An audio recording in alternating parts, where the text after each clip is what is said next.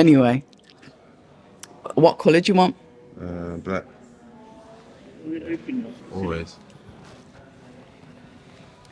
I'm here somewhere in southeast London with the man himself, Elliott. Just we started. Oh no, I'm just doing this introduction for nothing. You know what, Elliott? Good to see you, aka Napa. We're back again because Derek Osaze is fighting on a matchroom card, going up for a title fight against George Liddard. So welcome back. You're active. Your fighters are getting out there. We're going to get onto that in a bit. But it's nice to see you're about and your fighters are getting out. Nova Sports doing bits, yeah? Yeah, we're trying. No, yeah, Derek last time out didn't the fight with Bentley didn't go how he wanted it to go, but he's got a lot more to offer than he showed that night. Thanks to Matchroom for giving Derek a second chance now to show everyone what he can do, and we're confident. What do you think he can do? Because like you said, his last fight out, they say that you're only as good as your last fight. What was it? And what can he do? What can he show us? Because obviously he's going up against a Matchroom, what you could say, favourite. They're obviously tipping him to win. Yeah. How's Derek going to upset that? Listen, he got caught with a punch in the last fight. Anyone can get caught. Greats have been caught and come back and done well. In this fight, he's going up against a guy that is young, full of energy, and got all of these high hopes. But Derek is... If I managed Liddard, I wouldn't have took this fight. You wouldn't? Nah. I think they've made a mistake, and Friday I think we're going to see. Listen, I could be wrong, but if I was managing him, I ain't fighting Derek now. I think Derek's OG compared to him. He's fought better people. He's proven that he is, you know, this top domestic level. Liddard hasn't, and I don't know. They must be confident in him. They must see something in the gym that I can't see, but I can't see anything he's done up until this date, especially at the age of 22, to be confident to take this fight. Maybe they're taking it because of the last fight against Denzel. If so, listen, we all thought Eubank was done after Liam Smith won, right? Nah, that was a bit of a controversial ending, but we can get onto that. I won a lot of money at the bookies because the odds were good, because they were, you know, they all believed it would be repeat. Okay. But it was revenge. Okay. So you reckon the same thing, that's what Derek's on? Yeah. It's quite interesting, Elliott, because I've spoke to both of them. The contrast in their personalities, I get it, they're two different people anyway, but the contrast in their personalities, I think it will make an interesting fight as long as it lasts as well. Like you said, the young hopeful, the prospect against like someone that's potentially could old man him, has got that experience. Exactly. It's a different outlook on what he wants out of life. It's nice to kind of get that, I don't know, that back page to the book to see what both fighters are about. Yeah, we're gonna see. The Matchroom, they're making him be the headline. Yeah, got the O2 for him, so we're gonna see. And Derek gets the win, then Derek should take over that spot. The run then for Nova Sports. Listen, we had Mario Da Silva out last week, a couple of weeks ago in Sheffield. I know then there was the rumblings about obviously Chris Eubank Jr versus Conor Benn. That got finalised. Talk to me about the process. You know what? No, we're going to come back to that because there's a couple of things I want to ask you about that. Okay. Brandon Glanton is also on that card, a Nova Sports fighter, going up against CBS, who we know is tough, who we know has got heart. A couple of people have said, who the hell's Brandon Glanton? I don't know who he is. Yeah. Why didn't he fight Jack Massey? Why is he fighting Brandon Glanton? Tell us why, CBS. He's fighting Brandon Glanton? It's a big event, and we want to put Brandon in a fight to show everyone what he can do. Massey would have been a good fight, but he just got stopped. Brandon's coming off. Yeah, regardless, he's coming off a stoppage loss. CBS was the name they put forward to us. We was happy to take it. Brandon is a world elite fighter. He's going to show everyone in the night. I believe he will stop CBS. I think CBF is too brave for his own good against someone like Brandon. That's going to be his downfall. Brandon is highly ranked in every single organisation. He's number 9 with the Ring Magazine, number 3 in the WBA, number 5 in WBC, number 7 in WBO, 11 in the IBF. He's a top world level fighter. You're going to see. Why hasn't he been getting the credit that he deserves then? Why is it like he's a name? I know who he is, but only because of you. Yeah. You know, listen, we as UK boxing fans, we tend to kind of know who all the fighters are and hands up, all right, I might be a casual on this one. Yeah. But why hasn't he like had the opportunities? Because he's had a couple of names on his record that I thought, oh, okay, I didn't even know we fought him. Yeah, at the moment in America, cruiserweight is not a big division. Okay. And with the big promotional companies in America, with PBC, Golden Boy, Top Rank, they ain't got any cruiserweights. Only Golden Boy had Zerdo, but Zerdo's eyeing the champions, and none of the champions were American. So for being in America and you're a cruiserweight, it doesn't really, you know, it's difficult for them. They're not getting the opportunities like the UK guys. So that's why Brandon came over to us and started putting a target on the boys over here. He wanted a Chamberlain fight. We pushed for that. I don't know what happened there. Chef Clark, twice we've said yes to that fight. I don't know what happened in the conversations on the other side, but twice they offered us that fight. Twice we said yes. We've been trying with Brandon, you know, and now we're here. Even Scott Forrest. I said yeah to Scott Forrest, and again, didn't hear nothing back. So then they put CBS. I thought, here we go. Yes, we'll take CBS, and bang. Credit to CBS for taking the fight, but it's a mistake. What can you say about Brandon? That why does he beat CBS? Like you said, you think that, you know, it's a mistake that they're putting him there. Obviously, you're going to back your fighter. Yeah. But I need our viewers, the British public and, you know, the global public to know why Brandon is a risk, why he's ranked under number 10 in how many governing bodies. Brandon has had 22 fights. He's dropped 21 of those 22 fighters. The one person he didn't drop just failed a drug test and is banned from boxing for 6 years. He has stopped 17 of the 20 people he's beaten. He is a seriously big puncher. They don't know, but they're going to see. He's a bigger puncher than CBS. He's tougher than CBS.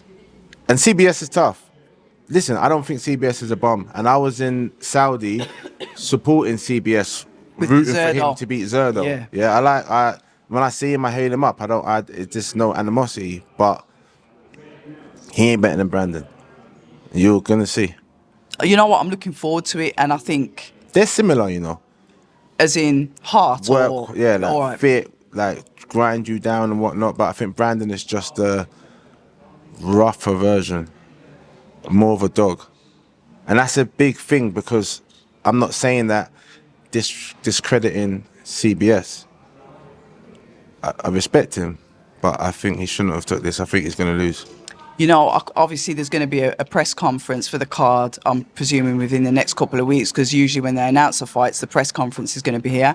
It's going to be interesting to see Glanton at the press conference, obviously fighting CBS. But I wonder if he's going to be able to keep his cool, because I've spoken to him before and I know he likes to run his mouth. Chef Clark's going to be there, so it's going to be interesting, because obviously there's 2 cruiserweight fights, including his own. Yeah. And I'm interested to see, listen, I'm not trying to stir up anything, but you think he's going to be able to hold his mouth at the presser? I actually don't know. I couldn't tell you. Brandon is... A loose cannon? Yeah, he is a loose cannon. But listen, I think he most probably will, because he's seriously grateful for the opportunity. He's actually happy that CBS is giving him has said yes, unlike the rest of them. So, you know, he's not going to come over there being disrespectful. But the minute he hears anyone saying anything Okay. out of the line, he'll turn to bulletproof. Proof. Yeah. I like it.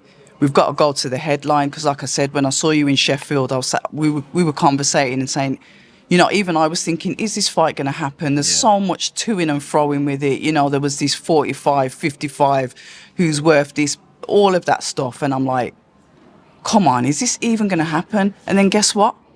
It did. Yeah. We get the card announced. how was it in the end? Because you were saying, look, it could be potentially made in the next couple of days. How was it in the end? Because to us, the fans, it was just like total chaos. Yeah, we weren't seeing eye to eye, and if it wasn't for His Excellency Turkey, there'll be no fight. Serious? Yeah, he made it happen. He's the man. Well, I can't argue with that then. Something's come up, and I know a lot of people have been talking about it, and I'm going to ask you about it because you are Chris Eubank Jr.'s manager. Obviously, he's a 160 fighter, and we've heard that there's going to be obviously the two weigh-ins, and one of the weigh-ins is 170 pounds.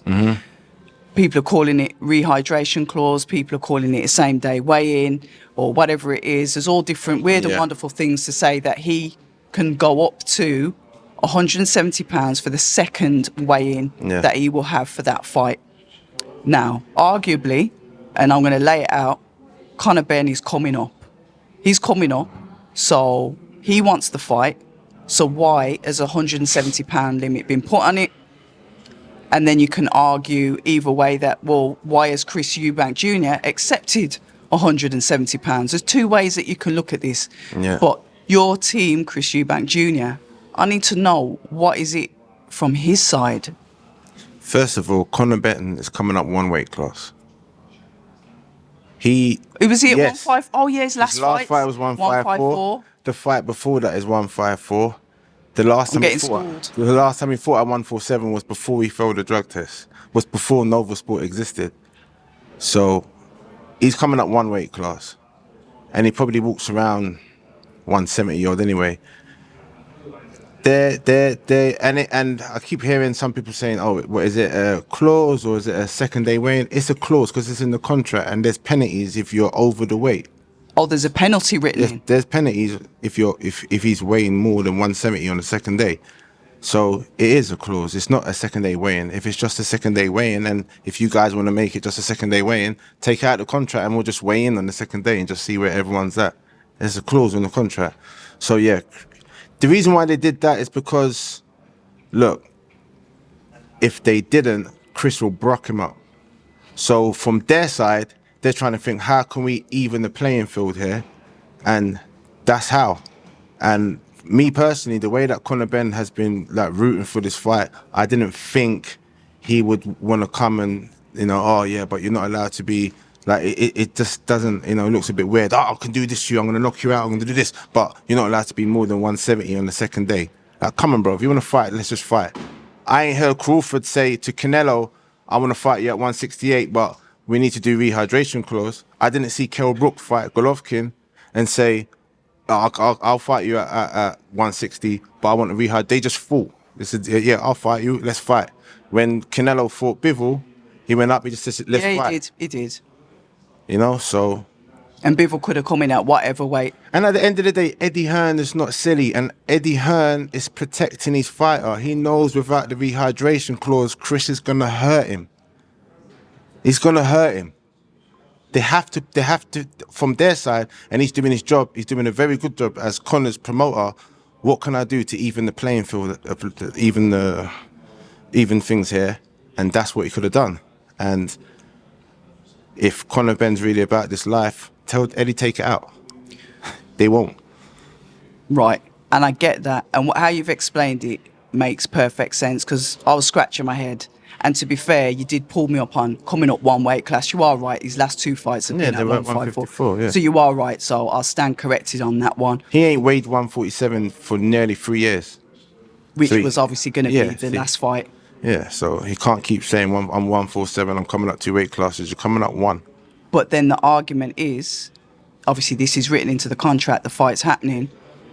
If Chris was that bothered about it or took umbrage to it, Team Chris, as in yourself, why did you not say, no, take that out?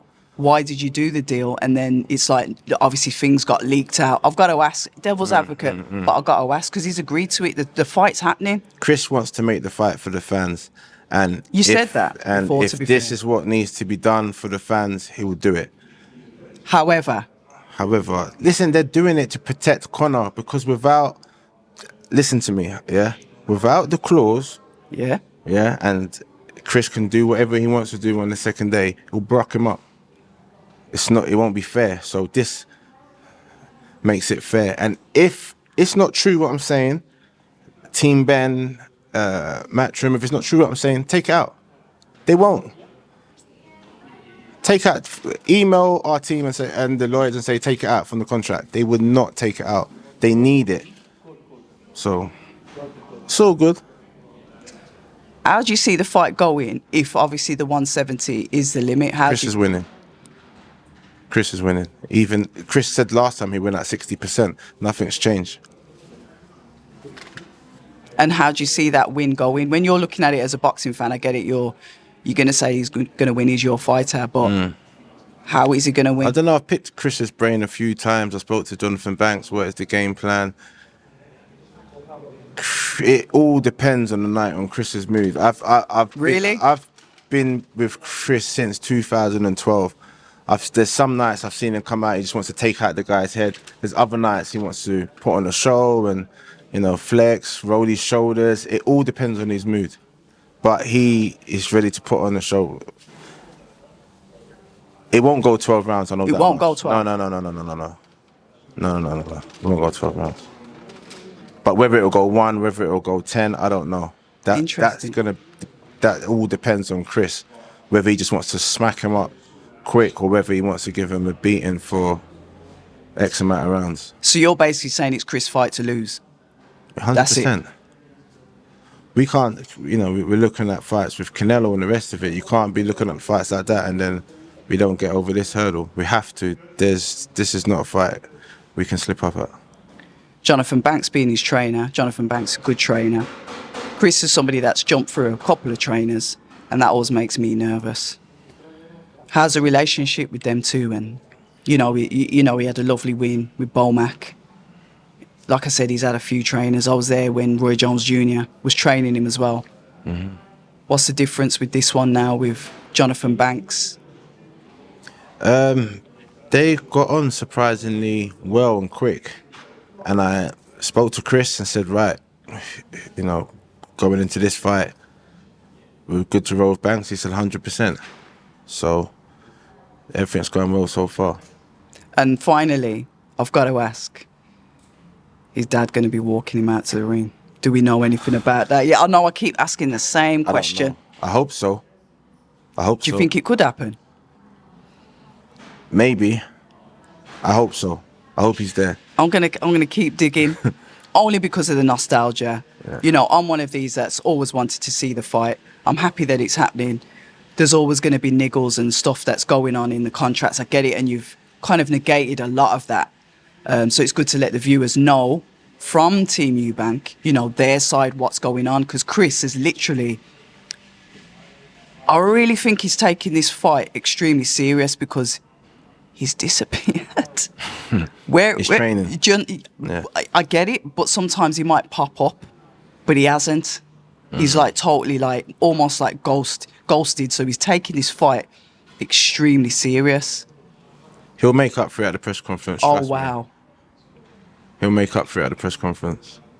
And I look forward to it. Listen, I'm going to leave it as that. Thank you so much for your time. Always a pleasure. And also, thank you very much for sponsoring me for the other events. Oh, no problem. We can talk about other stuff soon. 100%. But I know you got things to do. But always, I appreciate your time. People say I'm toxic, and honestly, I don't care.